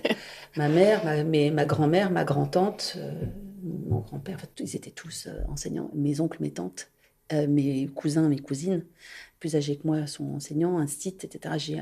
Dans mon cercle proche, familial, j'ai peut-être 15 enseignants ou instituts. Donc j'ai été trempée là-dedans et j'ai passé mes vacances avec des instituts. Ma mère était prof, donc prof de français, histoire géo. Et en fait, en collège, et du coup, j'ai été baignée par ça. Et je pense que ça a infusé ce qui fait qu'aujourd'hui, je sais transmettre aussi. Ouais. Qu'est-ce qui t'a donné envie d'enseigner le dessin et à quel moment ça s'est présenté Alors, je l'ai évoqué tout à l'heure. Après 35 ans de designer industriel, dont 25 ans à mon compte, j'en ai eu un petit peu assez. Il y a eu un changement de vie en 2017. J'en avais un peu marre, en fait. Et bon, il y a des passages de vie qui sont plus ou moins faciles, donc celui-là était un petit peu plus compliqué, émotionnellement, personnellement, on va dire. Ouais, je vivais des moments plus difficiles, on va dire. Et donc, j'ai décidé d'arrêter mon activité de designer. Et on dit souvent, quand tu recommences une activité après 50 ans, il faut faire ce que tu sais faire. Donc, je me suis dit, moi, je sais dessiner. C'est pas passé par un processus aussi réfléchi, hein, mais c'est après que j'ai réalisé à ça. Donc, j'ai eu envie de dessiner, donc j'ai dessiné. J'ai remis en route un processus créatif qui était extrêmement bloqué au niveau du dessin. J'ai créé ce que j'ai appelé mes gribouillis créatifs ou doodles. Je gribouillais, je faisais comment ils appellent ça? J'avais trouvé un nom. Mais c'était j'avais un livret, un zapbook, et je faisais des dessins sur mon zapbook sans objectif du tout, uniquement en laissant courir le crayon. Avec de la musique dans les oreilles, ça pourrait prendre peut-être 2 heures, 3 heures parfois, et j'étais là et j'étais complètement coupée du monde, et je faisais ça, et ça me permettait de dessiner. Avec parfois, je me disais, mais qu'est-ce que je peux dessiner? Et je posais mon crayon sur le papier, et je disais, maintenant tu lèves plus ton crayon tant que tu n'as pas commencé à dessiner. Et tu n'as plus le droit de le lever tant que ta feuille n'est pas pleine. C'est toujours cette histoire de contrainte, me contraindre, parce que j'arrivais pas en fait. Autrement, tu fuis, tu dis, je sais pas quoi faire, je vais faire autre chose. Puis moi, je fais ça tout le temps. Donc tu poses et t'attends que ça vienne, et à un moment, ton crayon va bouger. Hein. Et donc, j'ai remis en route ce processus créatif. C'était super intéressant. Depuis, je le propose à certains de mes élèves. Oui, tu me l'as une fois proposé. Ouais, c'est ça. Pour moi, il a été extrêmement fructueux. Et j'ai dessiné comme ça plein de choses, et je me suis mis un peu des challenges, des choses comme ça. Et je me disais, tiens, tu vas faire... J'ai fait les Inktober avec les mots. Tous les jours, on a un mot et on doit dessiner tous les jours. Ah, Les challenges, oui. dessin quotidien. Je me suis remise à dessiner comme ça. Et puis ensuite, j'ai eu des gens qui m'ont dit, ah là là, j'aimerais trop savoir dessiner. Tu donnes pas des cours? J'ai commencé à donner 2-3 cours particuliers. Et puis après, je me suis dit, je pourrais donner des cours collectifs aussi. Et je suis allée dans un magasin à La Roche qui propose des matériels créatifs. Je leur ai proposé de donner des cours de dessin dans le magasin. Et ils m'ont dit oui. Donc, en fait, j'ai commencé à donner des cours de dessin. J'avais 5 élèves, 4 élèves. Et maintenant, je donne 3 cours de dessin d'affilée le jeudi, avec du monde. Alors, pour le coup, c'est toujours complet. Il y a plus de monde que ça maintenant. Et je propose des cours de dessin comme ça. Et en fait, très, très vite, ça a été une évidence. Et puis j'ai fait des stages, moi, je suis allée faire des stages. En 2018, j'avais vraiment besoin de voir de l'air et je suis allée faire un stage à Los Angeles. Ok.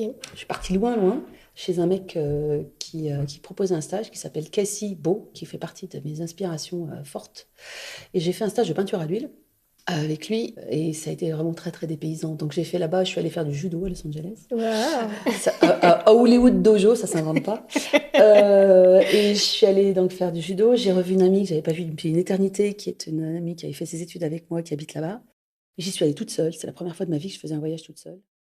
Avec juste cet objectif, prendre du temps pour moi et dessiner, peindre pour moi, enfin vraiment apprendre. J'ai fait ça, je suis allée à Montreuil chez un autre artiste qui s'appelle Edgar Sayen, qui fait de la peinture à l'huile brillamment. Au début, je voulais vraiment m'initier à la peinture à l'huile. Et puis, je suis allée en Espagne, à Madrid, je suis allée à Barcelone, à chaque fois faire des stages. Je suis allée à Séville faire un stage aussi. J'ai vraiment eu envie d'aller apprendre ailleurs. Et en revenant des premiers stages que j'ai faits, je me suis dit, bah, moi aussi, je pourrais proposer un stage.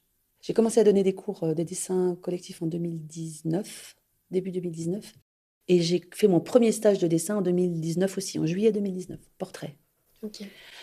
Et ça a tout de suite fonctionné. J'ai eu un petit effectif, mais ça a tout de suite fonctionné et les gens ont adoré.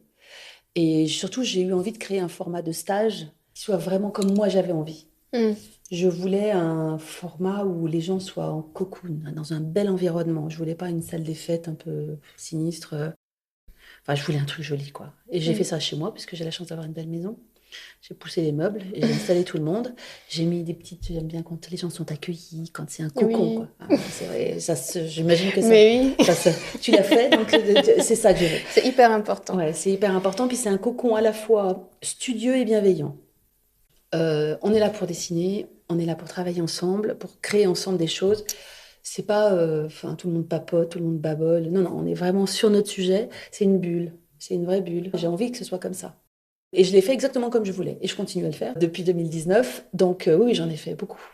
Et du coup, chaque stage a sa spécificité, mais il y en a qui reviennent régulièrement parce qu'ils fonctionnent bien puis que les gens ils demandent. Donc, puis moi, ils me plaisent, donc je les fais. Si ça marche pas, bah, je le fais plus. Donc voilà, j'ai décidé de faire ça et c'est venu comme ça, petit à petit. Et maintenant, bah, ça suit son cours, c'est installé. C'est peut-être pour ça que je commence à avoir d'autres idées, faire d'autres trucs.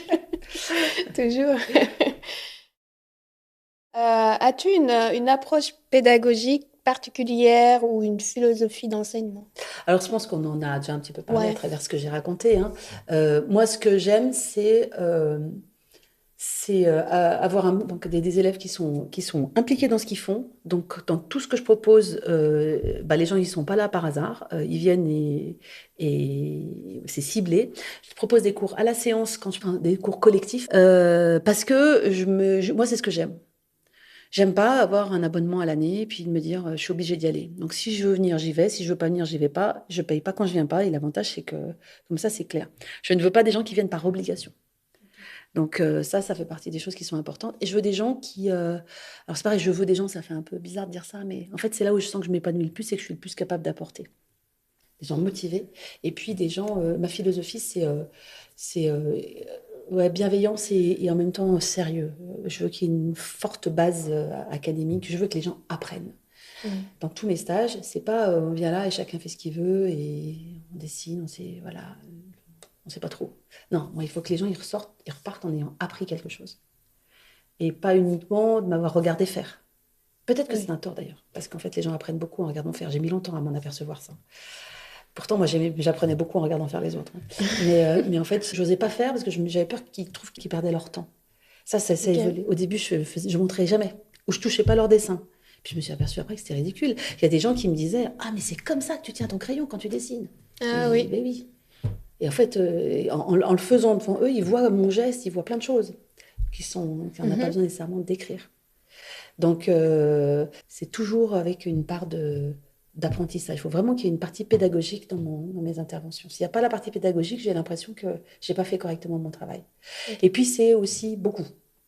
Beaucoup. Donc, je parle vite, j'ai beaucoup de connaissances. Et en fait, il y a des gens qui me disent « Oh là là, tu m'as donné trop de choses. » Et moi, je fais souvent la comparaison, c'est comme un buffet garni.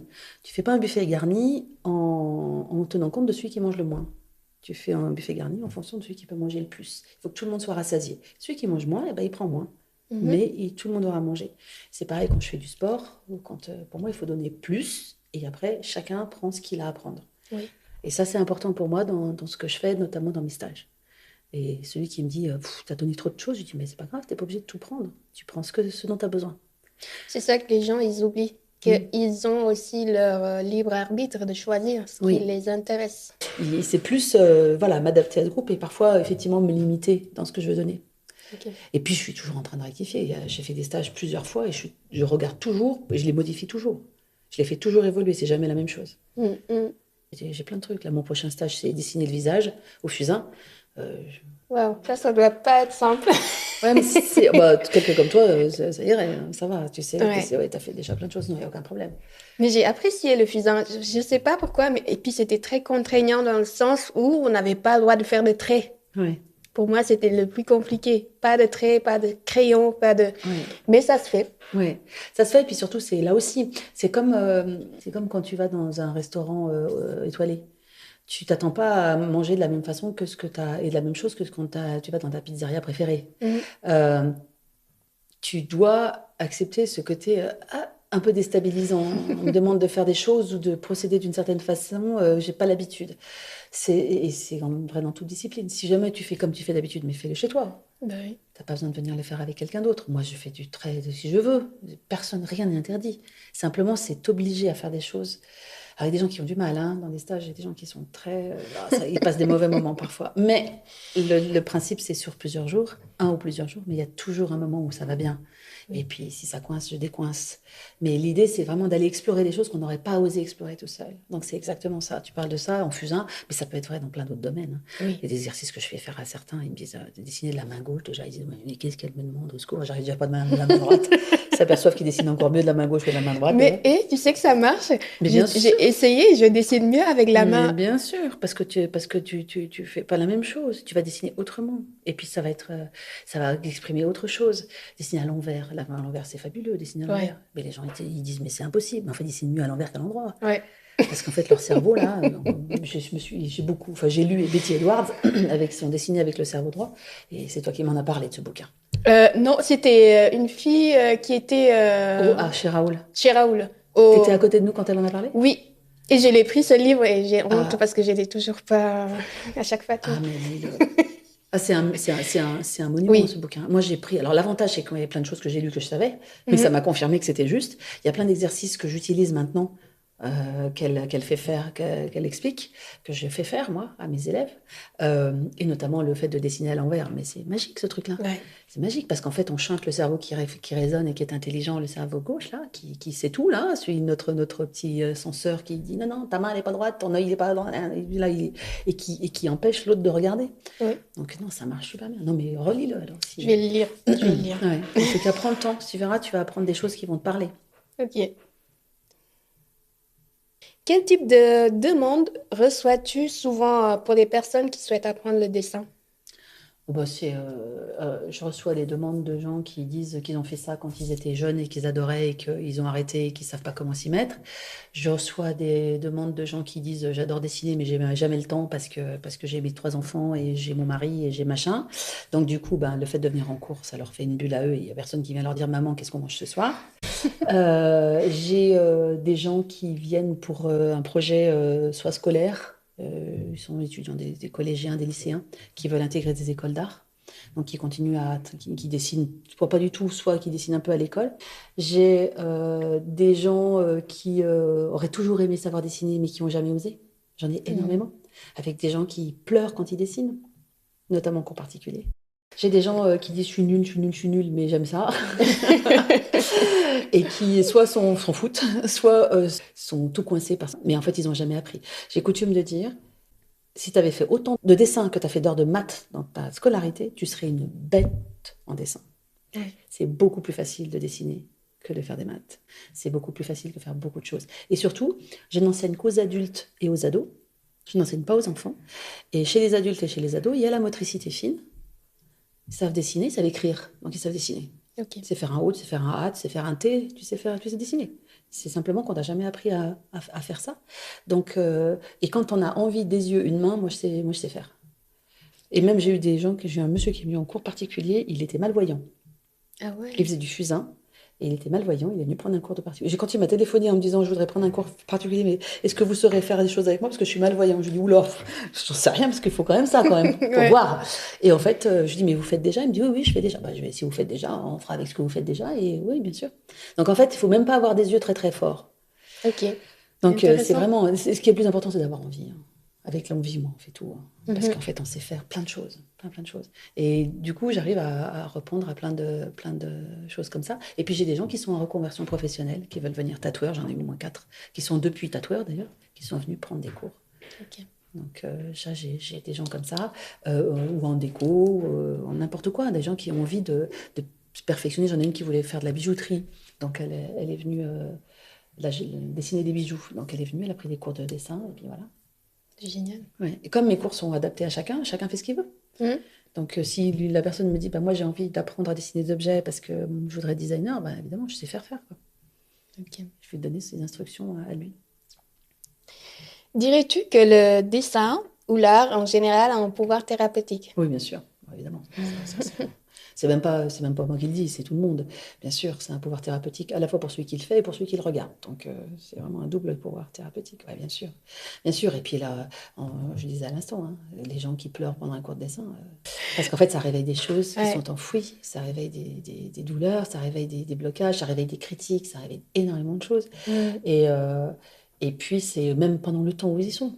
Euh, En cours collectif, si je ne donne pas l'heure, les gens, et au bout d'une heure et demie, ils ont l'impression qu'ils sont là depuis une demi-heure, trois quarts d'heure. Ça passe hyper vite parce qu'on est vraiment dans une bulle. C'est cet état de flow qu'on connaît dans d'autres Mhm. disciplines où on n'en voit pas le temps passer. Moi, ça m'arrive quand je peins. Je suis mince, c'est déjà 5 heures. J'ai passé 5 heures alors que je ne l'ai pas vu venir, quoi. Ouais, bien sûr. C'est bien. Et ça fait du bien parce que je connais personne à qui ça fait du mal, hein, par contre. C'est très réparateur et c'est très bienfaisant. C'est un peu comme une méditation. J'appelle ça d'ailleurs, quand j'ai cherché le nom tout à l'heure, c'est mes méditations graphiques, là, ce que je faisais quand j'ai gribouillais.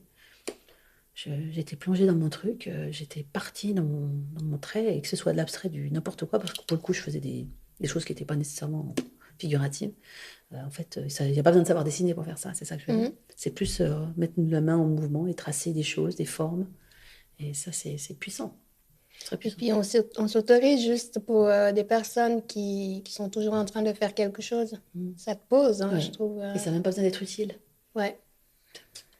En Mm. plus, là, j'ai des élèves qui sont là depuis un moment, qui travaillent qui sont un peu plus techniques, parce qu'elles ont dépassé le côté je représente, elles ont envie d'aller plus loin, quoi. Et au bout d'un moment, bah, faut se confronter à la 3D, à la perspective, à des choses qui sont moins confortables. J'en ai une, elle fait des dessins hyper léchés, elle est partie sur un chandelier avec plein de cercles en perspective, et du coup, ça lui fait travailler les ellipses. Je lui dis, je la corrige, et en même temps, elle me dit, de toute façon, je le referai parce que là, je veux apprendre ça, et puis ensuite, je referai le dessin en ayant cette connaissance-là. Mhm. Donc en fait, les gens passent des étapes aussi. Au début, ils Oui. sont juste dans la représentation, et puis ensuite, ils veulent. Parce qu'il y en a plein qui font de l'hyperréalisme dans mes Ok. cours, parce qu'ils aiment beaucoup ça. Mais c'est pas gênant, parce qu'ils apprennent, eux, ils ont besoin d'apprendre ça. Mm. Ils ont besoin de passer, d'observer. Dessiner, c'est observer, restituer. Oui. Ce qui n'est pas facile. Ce qui n'est pas facile. Et avec ça, tu agrèges toutes tes connaissances. Et avec ces connaissances, tu es capable d'enrichir ton bagage. Et avec tout ce bagage, tu es capable de faire ce que tu veux. Y compris de ne pas respecter les règles. C'est ton choix. Rien n'est interdit. Oui, je dois travailler là-dessus. Tout est autorisé. As-tu rencontré des moments difficiles dans ton parcours artistique ou qu'est-ce qui t'ont appris? Oui. Bah oui, on n'est pas linéaire. Puis la vie générale impose des rythmes qui ne sont pas nécessairement toujours ce qu'on voudrait. Mais oui, j'ai rencontré des moments difficiles. D'ailleurs, en ce moment, c'est plutôt difficile au niveau création. Parce que je n'ai pas touché mes pinceaux et mes crayons. Je n'ai pas touché une toile depuis plusieurs mois. Et j'ai du mal à m'y remettre. J'ai du mal. Je suis bloquée dans mon processus créatif. Parce que j'en parlais au début, j'ai du mal à savoir quoi faire. Donc c'est souvent, moi, ce qui me déclenche, c'est quand je suis poussée aux fesses, hein, si j'ai pas le choix. C'est notamment une expo. Quand j'ai des expos, là, ça me pousse. Et au bout d'un moment, je dis, il faut faire un truc, quoi. Si tu peux pas arriver avec rien. Donc souvent, c'est en peinture que c'est le plus dur. Parce qu'en dessin, c'est plus facile, parce que c'est plus rapide. Ok. C'est plus facile d'y aller tout de suite. Et là, j'ai fait des choses dernièrement en fusain. Mais le pire, c'est que il suffit que je monte à l'atelier parfois, hein, parce que je suis ailleurs et puis je suis en train de faire autre chose. Et puis voilà, je vais étendre une machine, faire à manger, aller poster je sais pas quoi, enfin, et la journée est passée. Ouais. Et j'ai pas fait ce que je devais faire. Donc je suis obligée de me fixer des règles. Sinon, je suis pas du genre dire, oh mon Dieu, je suis inspirée, ma case soit inspirée. Et je vais y aller aujourd'hui. Non, non, pas du tout. Non, moi, c'est souvent. Tu as des rendez-vous que tu te donnes. Ouais, je me donne des rendez-vous, voire Ok. même je me crée des obligations, ouais, bien sûr. Mais d'un autre côté, j'ai discuté souvent avec des artistes qui font que ça. Et en fait, eux, ils vont dans leur atelier comme d'autres vont au bureau. Hein. C'est-à-dire qu'en Ok. fait, ils se lèvent le matin, ils prennent leur petit déj, ils montent à l'atelier et ils bossent, quoi. Faut arrêter de croire au mythe du mec qui se met dans sa toile et qui réfléchit comme ça en disant qu'est-ce que je pourrais faire. Non, non, non, ils savent parfaitement faire. Et ça, c'est quelque chose que j'ai appris quand je suis allée dans mon premier stage à Los Angeles, là, qui est si beau. Lui, il travaille beaucoup avant de faire ses œuvres. Alors, il évolue en ce moment beaucoup dans son travail d'ailleurs, mais il travaille énormément, y compris sur les outils Photoshop. Il compose et quand il est sur la toile, quand il attaque sa toile, il sait ce qu'il va faire. Ok. Il a créé en préalable. Et moi, ça m'a Wow. beaucoup soulagée parce qu'autrement, c'est super chaud, quoi. Ouais. On se dit, mais attends, si j'ai pas l'inspi, je fais quoi? Je pose mon crayon, je m'en vais. Alors, si je dois en vivre, c'est un peu embêtant. Mhm. Moi, je dois pas vivre avec ça, donc ça va, c'est pas. Mais c'est un peu compliqué. Ok. Quelle est ta plus grande satisfaction dans tes réalisations artistiques? Ma plus grande satisfaction dans mes réalisations artistiques, y compris l'enseignement, non, dans ma création. Ouais, dans tes créations. Euh, Ou même aussi dans l'enseignement non, aussi. non, parce que c'est deux aspects quand même vachement différents. Faire pour les autres, donner aux autres, parce que la satisfaction, c'est de donner aux autres et de leur permettre d'exprimer leur potentiel. Mhm. C'est magique quand à la fin d'un stage, les gens disent putain, c'est moi qui ai fait ça, ils en reviennent pas. Enfin, il y a un côté complètement magique. Et que toi, tu es le Pygmalion là, qui a permis que ça naisse.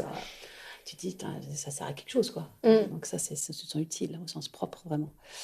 Ce plaisir, cette joie que tu es capable de faire naître chez certains, c'est top, je trouve. Dans ma propre création, je sais pas, je suis contente globalement de ce que je fais parce que je produis peu, mais du coup, c'est quand même réfléchi. Puis de toute façon, si je suis pas contente, je reviens par-dessus. Donc, je l'efface et je refais autre chose. Donc, j'ai réussi à vendre de temps en temps, que les gens me reconnaissent, les gens apprécient ce que je fais, ça me fait du bien. Mais c'est vrai que c'est assez superficiel, en fait. Hein. Euh, c'est d'être capable, c'est paradoxal, mais c'est être capable de le vendre. J'ai longtemps trouvé que c'est ce côté, tu sais, le syndrome de l'imposteur, tu connais, je me suis dit, oh, c'est bien, mais c'est pas assez. Moi, je suis beaucoup comme ça, comme plein de gens, tout en ayant un côté qui dit, bah, c'est suffisant, parce que je suis réaliste aussi. Je vois bien que c'est assez, mais en même temps, je ressens que c'est pas assez. Enfin, c'est un peu paradoxal. Et le fait de pouvoir vendre mon travail et pas de le brader, c'est important pour moi. C'est comme si autrement, ça n'avait pas de valeur. C'est la notion de valeur. Si jamais je le vends pas cher, c'est que ça ne vaut rien. Et ça ne vaut rien, c'est je ne vaux rien. Et surtout dans la production artistique. Parce que dans la production artistique, comme tu mets une part de toi, eh ben en fait, si personne n'est capable d'acheter ton travail, ne veut acheter ton travail, tout le monde dit oui, c'est beau, puis il passe son chemin, eh ben en fait, ça ne vaut rien. Donc c'est comme si c'était une concrétisation de ma propre valeur. Et en ça, c'est important pour moi. Quelqu'un qui me dit oh là, tu vends trop cher, eh ben, c'est comme s'il me disait tu ne vaux pas ça. Même si je peux comprendre qu'après chacun a un budget, hein, c'est pas la question. Puis moi, mes œuvres sont pas à 10 000 balles pièce non plus. Mais voilà. Et puis comme je produis peu, bah, je vais pas les brader parce que de toute façon, elles sont sur mon mur et ça me va quoi. Je préfère qu'elles soient sur mon mur et pas vendues plutôt que vendues bradées et sur le mur de quelqu'un d'autre. Donc je propose des repros pour les gens qui ont des petits budgets. Alors globalement, j'ai fait 2-3 ventes avec des gens que je ne connaissais pas, mais j'ai des commandes de gens alors, je fais des portraits sur commande régulièrement là. Ça c'est plus facile parce que je l'ai fait avec mon style, avec ma méthode, et ça plaît beaucoup, donc ça va. As-tu un rêve artistique que tu aimerais accomplir? Alors en rêve artistique, moi j'aimerais bien avoir un atelier très grand. C'est paradoxal avec la maison que j'ai, hein. Mais mon atelier est petit, tu l'as vu d'ailleurs. Il est petit parce que ma maison n'a pas été pensée avec ça. Quand je l'ai fait construire il y a 10 ans, je n'avais pas pensé à ça. Un grand atelier. Et ce qui est paradoxal, c'est que en fait, je ne crée pas beaucoup. Donc quand j'y pense, je me dis oui, mais qu'est-ce que tu y ferais? Créer. Voilà, donc c'est un peu ça. J'ai ce rêve d'un atelier un peu idéal que de temps en temps j'imagine. Que de temps en temps je dessine évidemment, que j'ai déjà imaginé et dessiné. Voilà. Mais et tu peux faire une extension ici ou pas? Ouais, peut-être, c'est ça, j'ai déjà projeté des trucs ici, dans le jardin, etc. Après, en tant qu'artiste, j'aimerais bien arriver à faire quelque chose arriver à trouver un rythme de production, créer quelque chose qui soit plus fluide. C'est pas un rêve, ça, c'est juste un objectif, hein, mais c'est vraiment, j'ai pas de rêve, de notoriété, qu'on me connaisse, je m'en fous, en fait. Vraiment. Exposer, qu'on me dise que c'est beau, que des gens m'achètent des choses, de temps en temps, voilà, ça me suffit. J'ai pas des ambitions énormes. Qui t'inspire le plus dans le monde de l'art et peux-tu nous citer ou nous conseiller 5 artistes dont tu apprécies le travail et que tu nous recommanderais? Euh, j'ai déjà cité un certain nombre de gens. Moi, j'aime bien le travail de Casey Beau. C'est aussi quelqu'un qui m'a beaucoup inspirée. Enfin, j'ai fait ce stage à Los Angeles et c'est grâce à ça que j'ai compris comment faire un process de peinture. C'est grâce à ça que j'ai su me servir du fusain après ses explications. Par ailleurs, j'aime beaucoup ses thématiques. Il fait du portrait au fusain notamment, qui est ils sont très beaux. Ça m'a beaucoup, beaucoup aidé. C'est quelqu'un qui fait aussi des stages, mais il en fait de moins en moins, et qui est un peintre qui est en train de changer de style. Il devient quelque chose de plus abstrait dans sa figuration. Donc, et c'est marrant parce que je me retrouve dans cette démarche, du coup, parce qu'effectivement, je cherche à aller vers plus abstrait. Donc ça me plaît. J'en ai un autre que j'adore, qui s'appelle Costa Dvoreski. C'est pareil, j'ai fait un stage avec lui, il fait de la peinture. Et alors, ce que j'aime aussi, c'est sa simplicité. D'abord, il travaille beaucoup sur le corps. Et il a une peinture qui est très énergique, très dynamique, très simple, très sobre. Et alors, au niveau matériel, j'ai jamais vu quelqu'un d'aussi sobre au niveau du matériel. Il a ses tubes de peinture à l'huile, son diluant, il n'a pas de médium, rien, il va directement. Et ça, je Ah me suis dit, bon ouais. sang, mais on peut faire comme ça. Ça, c'était magique pour moi. Moi qui n'aime pas la patouille. Il y a des gens qui m'inspirent dans leur côté, je fais n'importe quoi et ça fait quelque chose. Enfin, moi, je trouve ça magique, un côté magique avec ça. Je n'ai pas nécessairement des noms comme ça à fournir. Dans la peinture classique, quand j'étais enfant, j'adorais Fragonard. Fragonard, c'est un peintre hyper classique. Il dessinait des scénettes de princesses et de choses comme ça. Et en même temps, ça a beaucoup imprégné mon univers d'enfant. Et ça m'a appris à aimer la peinture. C'était une peinture très lisible, très gentille, très romantique. Ok. C'est des beaux bébés joufflus, des petites princesses avec des pommettes roses. Évidemment, Fragonard, c'est un grand, grand peintre, hein. Mais voilà, c'est une peinture très, très gentille. Quand les gens disent que j'aimais ça, enfin, quand ils savent que j'aimais ça, c'est tellement pas dans ce que je fais. Je fais pas du Fragonard du tout, mais quand j'étais enfant, j'adorais faire ça. Euh, J'aime en peintre, j'aime pas j'aime à la fois la peinture dérangeante et la peinture pas dérangeante. Enfin, c'est très curieux avec ça. Je suis dérangée, ça me touche, donc il y a bien, on parlait ça parle de moi, Ouais. évidemment, et en même temps, j'ose pas faire ça, donc je le fais pas comme ça. Ça m'est arrivé d'exprimer des choses, mais c'est des choses que je montre pas, parce que je ne les assume pas en fait. J'ai pas envie de les montrer. C'est plutôt une expression personnelle. Et du coup, j'aime bien ces peintures comme ça, ces artistes qui font des choses qui sont un peu bizarres. J'aime bien quand c'est disloqué ou avec des surimpressions, avec plusieurs dessins. J'aime bien mélanger dessin, peinture, dans les gens qui font des choses très graphiques. Et j'aime beaucoup certains peintres japonais aussi qui font, enfin actuels, hein, contemporains, qui ont un traitement à la fois délicat. Et j'aime bien, je suis très inspirée par l'Asie. J'ai pas, j'arrive mal à expliquer pourquoi j'aime dessiner des Asiatiques. Peut-être parce qu'il y a un côté, je sais pas, élégant et pas anecdotique, justement. Et en Ok. même temps, je suis attirée par les âges. Donc, en travaillant au fusain, en essayant de mettre de la maîtrise technique aussi, là où d'autres, tout le monde fait peut-être de la patouille à la couleur, mais au fusain, il n'y a pas grand monde. Donc, je suis là-dessus, j'aime bien. On peut se demander d'ailleurs si c'est pas ça qu'il faudrait que je fasse des grands portraits au fusain. L'idée de faire grand aussi. Ah bah oui. Ça fait Ça, grand. c'est beau. Mais Ouais. c'est beau, je trouve, que Ouais. de faire quelque chose de grand. Ouais, mais ça fait partie des idées que j'ai qui sont plus. Et cette espèce de combinaison, fais ce que tu sais faire, est-ce que tu aimes faire, arrête d'aller chercher des trucs que tu trouves beaux chez les autres, mais tu sais pas faire. Il y a un gars qui fait des paysages, j'ai perdu son nom, il fait des croquis. Des croquis qui sont incroyables. J'adore ces croquis de paysages extérieurs parce qu'il y met de la couleur, il met des choses, il fait des traits. C'est à la limite entre l'abstrait et le figuratif. Et c'est magnifique ce qu'il fait. Et j'essaye de faire des trucs comme ça de temps en temps. Toi, tu dessines que au crayon. Tu mélanges pas les couleurs. Le dessin, Et la peinture? ouais, Sur mes toiles, oui, oui, mais autrement sur mes dessins, très peu. Moi, ouais. je dessine au crayon, je peux dessiner au crayon de couleur, je peux dessiner au feutre, je peux dessiner au stylo plume, au feutre coloré, feutre aquarellable, au crayon de couleur aquarellable. Non, non, si tu voyais ma panoplie de matériel, j'ai une tonne de matériel. J'adore ça. Je trouve que c'est hyper inspirant le matériel. Ah, on parlait de source d'inspiration, ça, ouais. T'achètes un truc, là, t'as envie de t'en servir. C'est la motivation extrinsèque qu'on appelle ça. C'est quand tu t'achètes une paire de chaussures pour aller courir et que du coup, tu vas courir parce que t'as acheté la chaussure. Après, t'as plus d'excuses. Voilà. Voilà, c'est ça. Cette motivation, elle est super importante et le matériel compte beaucoup. Et je teste beaucoup de matériel aussi pour mes élèves.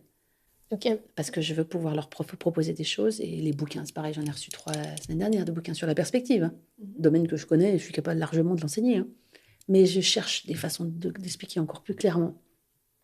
Trouver d'autres, pour que ce soit plus facile encore pour eux, décrypter ça. Et presque plus que la peinture. Parce que là, j'ai une vraie raison, quoi. J'ai un cahier des charges, j'ai un besoin.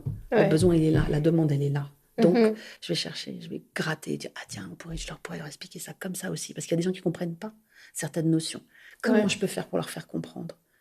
Donc, c'est mon côté pédagogue, ça. Et comme je n'ai pas fait d'études pour être prof, et je me réfère à ce que je ressens comme besoin, la compréhension du besoin des autres, et certainement aussi cette immersion familiale qui fait que, ma mère m'expliquait plein de choses, ma grand-mère m'expliquait plein de choses, je passais mon temps à avoir des choses comme ça dans ma vie. C'est intéressant. Quel serait le message ou l'œuvre que tu aimerais léguer à la société? Tout le monde peut dessiner. Je ne suis pas la seule à le dire, hein, on le voit, tout le monde peut dessiner. C'est juste arrêter de croire que c'est difficile et que c'est un talent, c'est faux. En matière d'art. Et je peux le dire parce que j'ai eu plusieurs centaines d'élèves qui sont passés dans mes mains. Plusieurs centaines. Tout le monde y arrive. Tout le monde. Des yeux, une main, envie. C'est tout. Alors, dans le podcast Créavide, on parle du processus de création. Que pourrais-tu nous dire là-dessus pour conclure par rapport à tes expériences? Il y a un état d'être, en fait, je pense, au départ, avec des envies. Et il faut se méfier de trop d'envies. Il faut avoir la capacité à choisir. Je dirais que si on veut être vraiment axé sur un processus artistique pur, il faut choisir quelques éléments clés de ce que l'on fait et y aller à fond, quoi. Et que ça ne s'applique pas à tout le monde, en fait. Moi, j'ai besoin de changer. Je m'ennuie autrement. Si j'avais pas été designer industriel, j'aurais voulu être obstétricienne. J'aurais voulu accoucher, faire naître les enfants. Je trouve que le processus de vie, le processus du corps, comment le corps est capable de faire des trucs de dingue, ça me fascine en fait. Et ce respect du corps, c'est d'être capable de le sublimer, de l'entretenir. Je fais du sport aussi, je suis plutôt en bonne forme parce qu'en fait, on m'a donné un cadeau, ça c'est un cadeau ce truc. On n'abîme pas ce cadeau, quoi. Je me dois de le respecter, de l'accompagner, de l'entretenir, quoi. Et je suis beaucoup comme ça dans ma tête. Il vieillit, il fait sa vie aussi tout seul, il ne me demande pas toujours. Mais c'est ça, comment je vais. Et le corps est toujours présent dans mon travail tout le temps. Et j'adore le corps en fait. Et c'est pour ça que je fais du modèle vivant, on en fait ensemble de temps en temps. C'est pour ça que j'ai un de mes stages préférés, c'est dessiner le corps. Parce que je trouve que le corps, c'est pas fabuleux, qu'il soit beau, pas beau, c'est pas grave. Cette espèce d'esthétique du corps.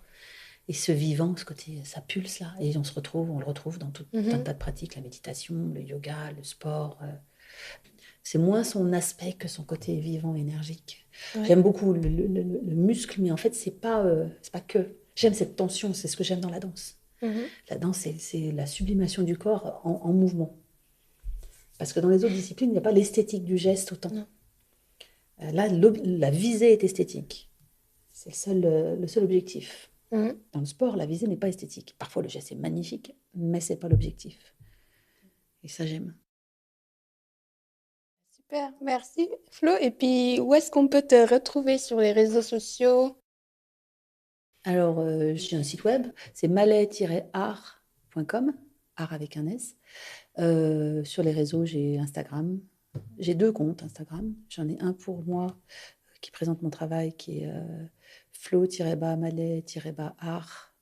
Et ça, c'est pour mon travail. Et j'ai la même chose, j'ai sur un autre compte Instagram, j'ai le travail de mes élèves, justement, pour qu'on fasse la différence, parce que ça devenait trop confus. Les gens ne savaient pas si c'était le travail de mes élèves et c'était le mien. C'est dire s'ils travaillent bien. Ils travaillent super bien. Et là, je ne publie que ce qui est leur travail à eux. Et c'est Flo Malais, cours et stage, je crois. De toute façon, on trouve le lien sûrement. Et puis évidemment sur Facebook par extension. Moi, j'aime le réseau Instagram parce que c'est de l'image. Oui. Ouais. L'image va plus vite que le texte. Donc voilà. Super, bah, merci beaucoup. Mais je t'en prie, ouais, merci beaucoup d'avoir pris ce temps-là. Merci d'être resté jusqu'au bout et d'avoir écouté cet épisode. Je te donne rendez-vous prochainement avec un nouvel invité ou une nouvelle invitée. Et puis d'ici là, prends soin de toi et puis à tout bientôt.